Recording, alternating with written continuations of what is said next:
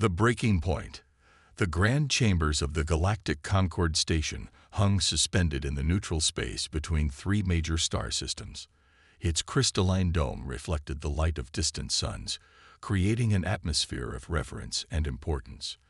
Inside, representatives from 17 spacefaring civilizations gathered around a massive table carved from the heartwood of an extinct centurion tree.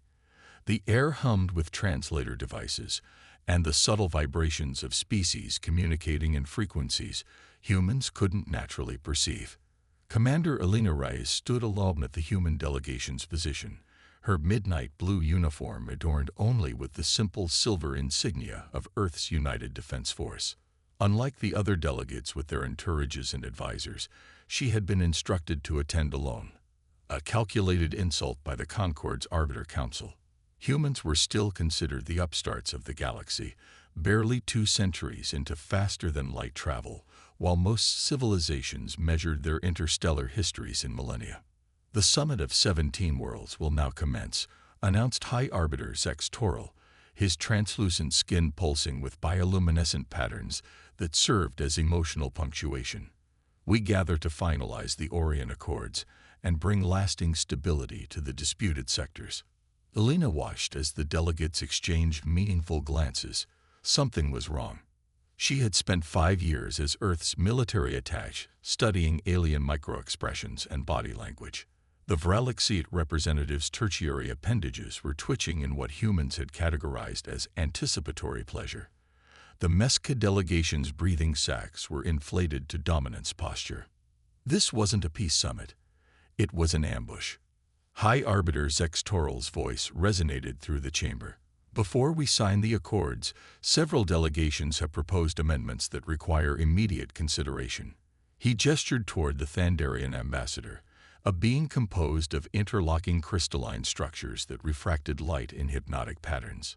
The coalition of elder races finds humanity's rapid military expansion deeply concerning. The Thandarian's voice chimed like breaking glass.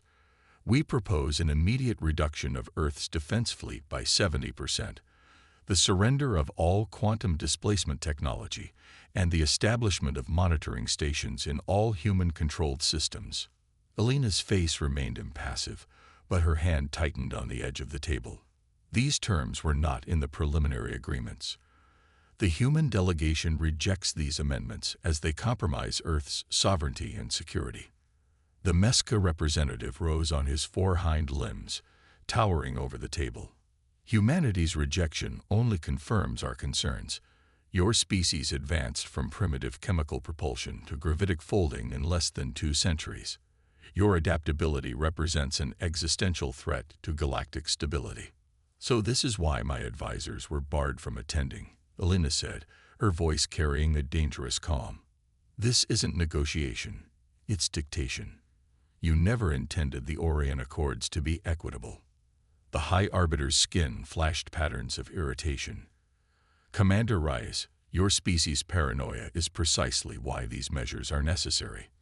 The Concord has existed for 12,000 years through careful balance and restraint, qualities humans have yet to demonstrate. Helena stood straighter, letting her gaze move deliberately around the table. I was sent here to finalize a peace treaty, not to surrender Earth's right to defend itself. I will transmit these new demands to my government, but I must warn you, humans do not respond well to ultimatums. You misunderstand, Commander, said the Vrelixite diplomat, mandibles clicking in what Alina recognized as amusement. These aren't proposals to be negotiated. They are conditions for humanity's continued participation in interstellar affairs. The alternative is isolation, a full embargo by all 17 worlds. Alina's neural implant vibrated against her skull, an emergency signal from Earth Command. She maintained her composure as she scanned the encrypted message flashing across her retinal display. HFY received Concord Fleet Movements DETCTED near PRO IMA Colony. Activating PRO Prometheus. Extract IMMEDA Heli. Authorization. Admiral CHEN. Now she understood.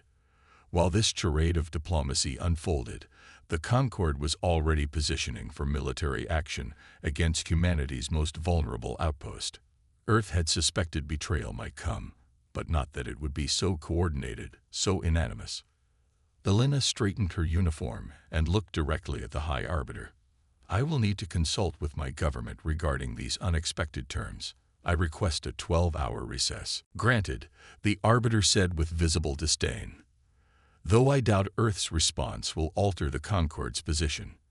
As the chamber adjourned, Elena walked steadily toward her quarters, maintaining a measured pace despite the urgency burning through her. Once inside the privacy field of her diplomatic suite, she activated her secure quantum communicator. This is Commander Reyes. Confirm Protocol Prometheus authorization. The response came instantly. Authorization confirmed. Protocol Prometheus is active. Extraction vessel en route to your coordinates. Departure window, 17 minutes. Elena began systematically destroying her diplomatic materials, feeding them into the molecular disintegrator disguised as a refreshment unit. As the documents vanished into subatomic particles, she thought of her grandfather's stories about Earth's first encounters with alien life. The awe, the hope, the dreams of a united galaxy. How naive they had been. Admiral Sophia Chen stood in Earth's orbital command center, watching as holographic displays tracked fleet movements across 3 spiral arms of the Milky Way. Around her, officers worked with quiet intensity, their faces illuminated by the blue glow of tactical screens. The Proxima defense grid is fully activated, reported Captain Kano. Phantom protocols engaged across all colonies. Our fleet signatures are now masked. Chen nodded, her gray-streaked hair pulled back in a severe bun. 40 years in Earth's defense force had prepared her for this moment. The moment when diplomacy failed and survival became the only objective. Status of the Prometheus array, she asked. Lieutenant Commander Okafor looked up from his station. All 9 stations report ready, Admiral. The Lazarus A Core is online and awaiting final authorization. And Commander Reyes. Extraction vessel confirms pickup. She'll be clear of Concorde space within the hour. Chen turned to the central display where 17 red clusters represented the home systems of the Concorde civilizations. Begin the countdown. Inform the President that we are at Stage 1. Inside a hardened bunker beneath the Mariana Trench, President Amara Okonjo received the Admiral's message. She sat alone in the command center, the weight of 8 billion lives pressing down on her shoulders.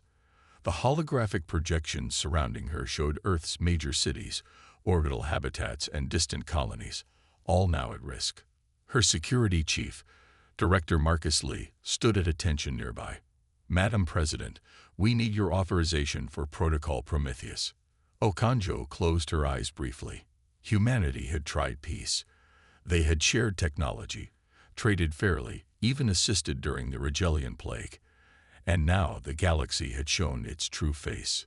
Fear disguised as righteousness, prejudice masked as caution. The Concorde leaves us no choice, she said finally. Authorization granted. May history understand we did not choose this path. Lee nodded grimly and transmitted the confirmation code.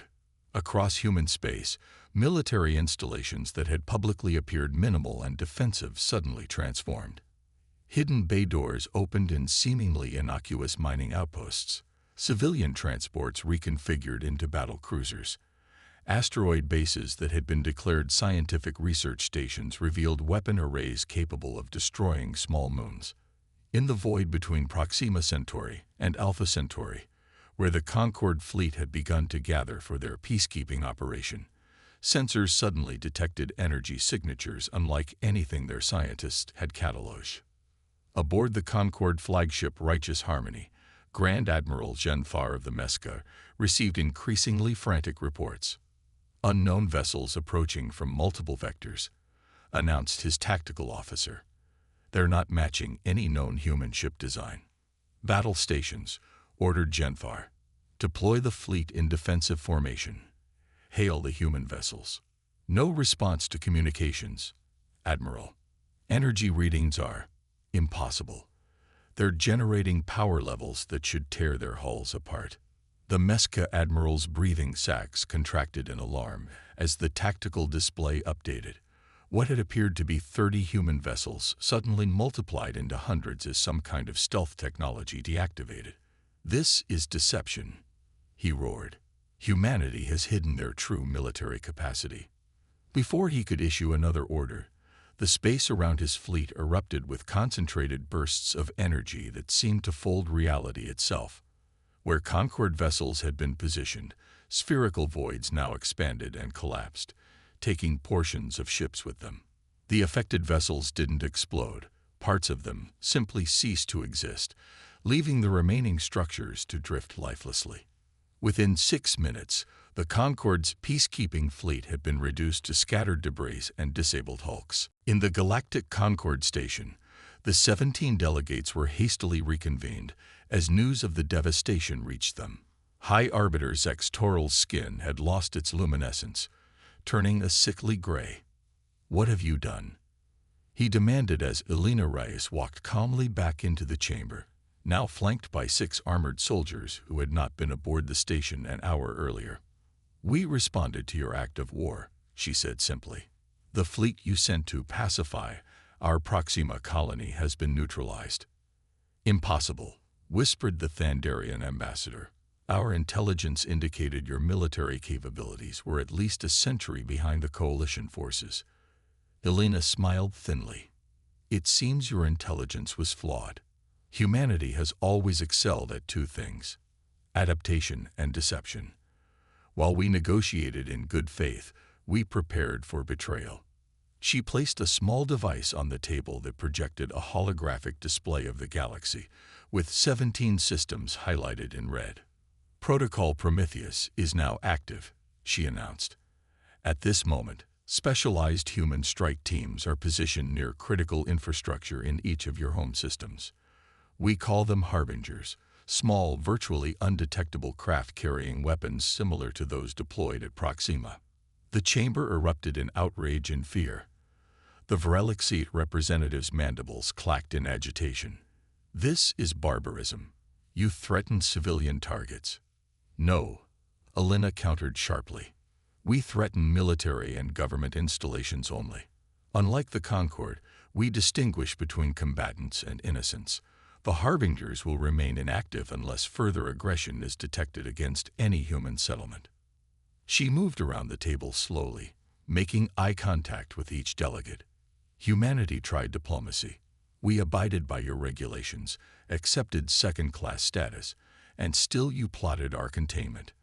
Now you will negotiate with us as equals, or you will discover just how adaptive humans can truly be." The High Arbiter's skin pulsed with patterns of fury and fear. "The Concorde will not be blackmailed by primitives." "This isn't blackmail," Elena replied. "It's deterrence. You sought to neutralize what you perceived as a threat before it materialized. We simply revealed that the threat was already present." She nodded to her guards. "We're leaving now. When your governments are ready to discuss genuine peace between equals, you know how to contact Earth." As Commander Rice departed the chamber, leaving stunned silence in her wake, a new age in galactic politics had begun. Humanity would no longer beg for acceptance. They had seized respect through the only language the Concorde truly understood: power. Aboard her extraction vessel, Elena watched the Concorde station recede through the view screen.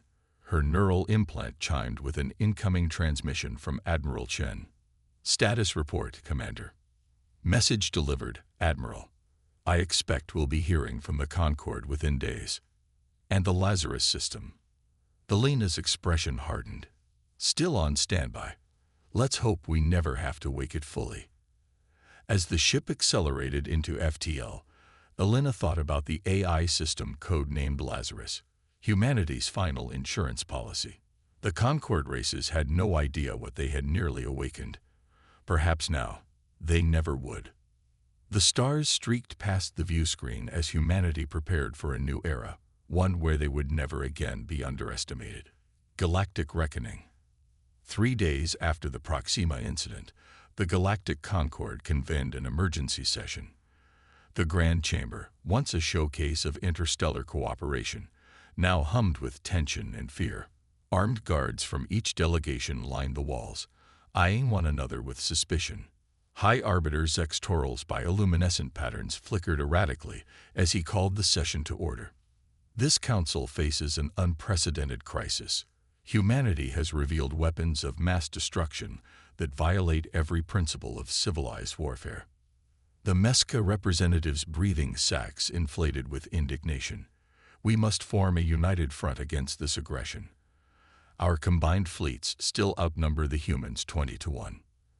From the far end of the table, the Sylvani ambassador, a being composed of interwoven plant fibers that formed a vaguely humanoid shape, raised a tendril.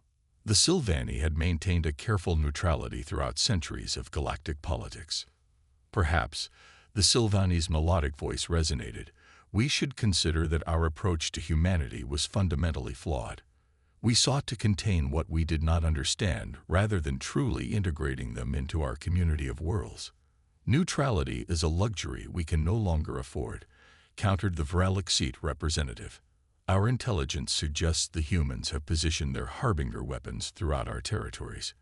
We must strike decisively before they can activate them. The debate continued for hours, with alliances fracturing along ancient fault lines. Fear of human retaliation competed with outrage at their defiance. What none of them realized was that humanity's surveillance capabilities far exceeded their expectations. Every word spoken in the chamber was being analyzed in real time by Earth's command center. In the Situation Room beneath the Pacific Ocean, President Okonjo watched the Concord's deliberations with Admiral Chen and her cabinet. The Lazarus AI provided continuous translation and analysis of the aliens' emotional states and likely decisions. "They're splitting into factions," noted Admiral Chen. "The militarists want immediate action. The pragmatists are urging caution." The president nodded grimly. "And what does Lazarus predict?" A holographic face materialized above the central console, neither male nor female, with features that seemed to constantly shift between different human ethnicities. When it spoke, its voice was a carefully modulated blend that inspired both authority and calm. "The probability of a coordinated attack against Earth has dropped to 37%, Lazarus reported. However, isolated strikes from hardline factions remain likely at 72%.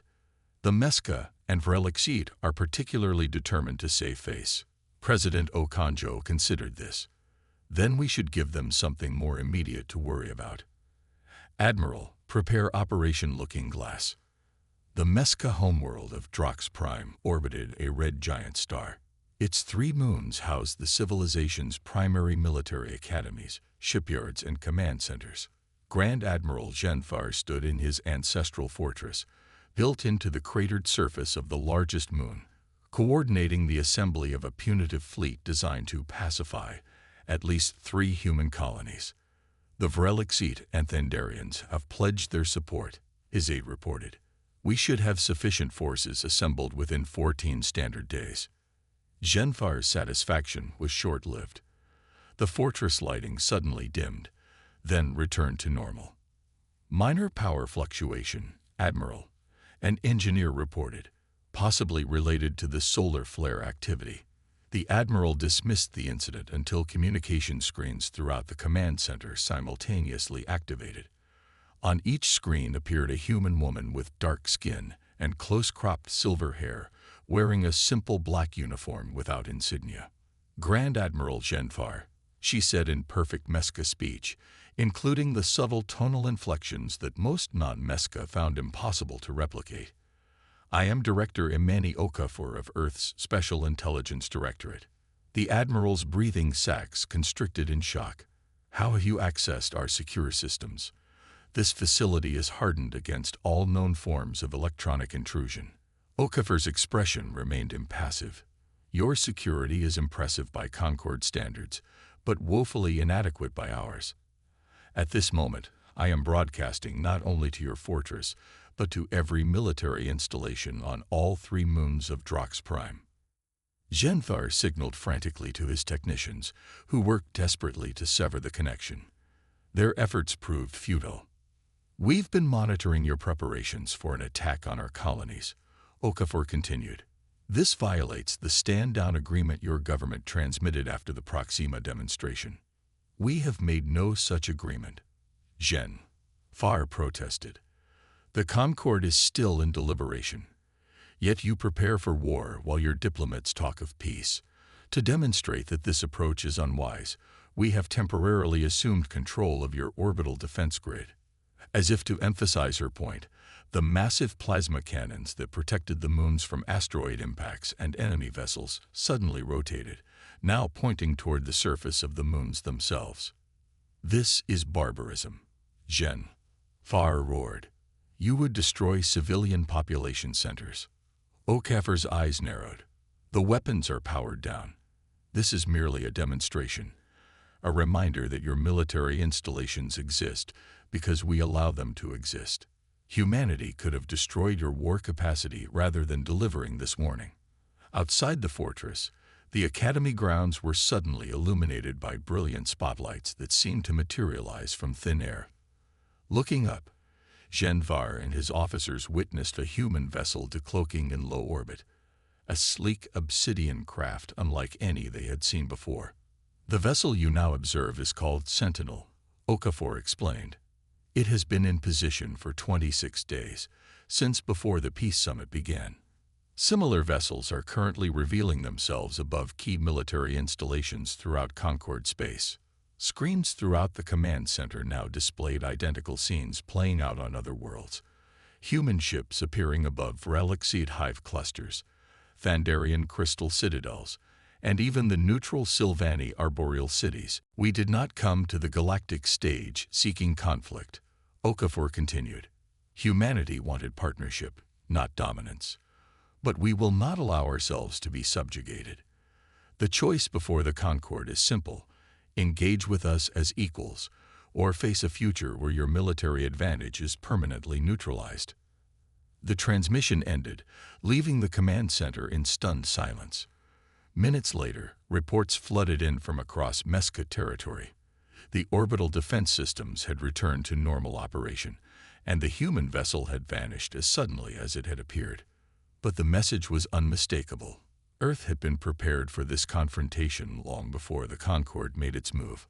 3 weeks later, Commander Elena Reyes found herself once again entering the Galactic Concord Station, this time accompanied by a full diplomatic delegation. President Okonjo had insisted on sending their most experienced negotiators, including representatives from each major Earth region and colony. The chamber had been reconfigured. The ancient Centurion wood table had been replaced with a circular arrangement where all delegations sat at equal height and distance from the center. The High Arbiter's elevated platform had been lowered to match the others. High Arbiter's ectoral skin displayed patterns of formal greeting as the Earth delegation took their places. Commander Reyes, President Okonjo, distinguished representatives of humanity. The Concord welcomes you to these historic negotiations. Elena noted the careful neutrality in his tone, neither the condescension of their previous meeting, nor the panic that had followed Operation Looking Glass. The Concord was adapting, learning that humanity would not be dismissed. President Okonjo stepped forward. Unlike many of the alien representatives with their ornate robes and regalia, she wore a simple charcoal suit with a single pin bearing Earth's united emblem. High Arbiter, delegates of the 17 worlds. Humanity comes prepared to establish lasting peace. True peace based on mutual respect rather than intimidation or ultimatums. The Thandarian representative's crystalline structure shifted to indicate formal acknowledgement. The coalition of elder races recognizes that our approach to Earth's integration into galactic affairs was misguided. We mistook your rapid advancement for aggression. And we, President Okonjo replied, perhaps too quickly resorted to demonstrations of force when diplomacy faltered. The cycle of fear and reaction serves no civilization. For 10 days, the negotiations proceeded with a newfound sincerity. The humans revealed aspects of their technology, not the quantum displacement weapons, or the Lazarus Eye, but innovations in medicine, sustainable energy, and faster-than-light communications that could benefit all species. The Concorde, in turn, offered access to their historical archives spanning 12 millennia of interstellar civilization, biological sciences far beyond Earth's understanding, and star mapping techniques that would shorten human exploration efforts by centuries. On the final day, the Treaty of New Beginnings was signed, not a document of restrictions and containment, but a framework for collaboration and mutual defense. Humanity would maintain its military independence, but would coordinate with Concorde forces against common threats. Earth would gain representation on the Arbiter Council, and human colonies would receive the same protections as any Concorde world. As the delegates prepared to depart, Alina found herself approached by High Arbiter Zex Toril in a quiet corridor. "Commander," he said, his skin patterns showing what Alina had learned to recognize as contemplative uncertainty. "There is something that has troubled the Council since your revelation of human capabilities." "What troubles you, Arbiter?" "Your species advanced from planetary confinement to quantum weaponry in less than 3 centuries. No other known civilization has adapted so quickly. It defies evolutionary patterns." Alina considered her response carefully. Perhaps the difference is that humanity developed under constant threat of self-annihilation.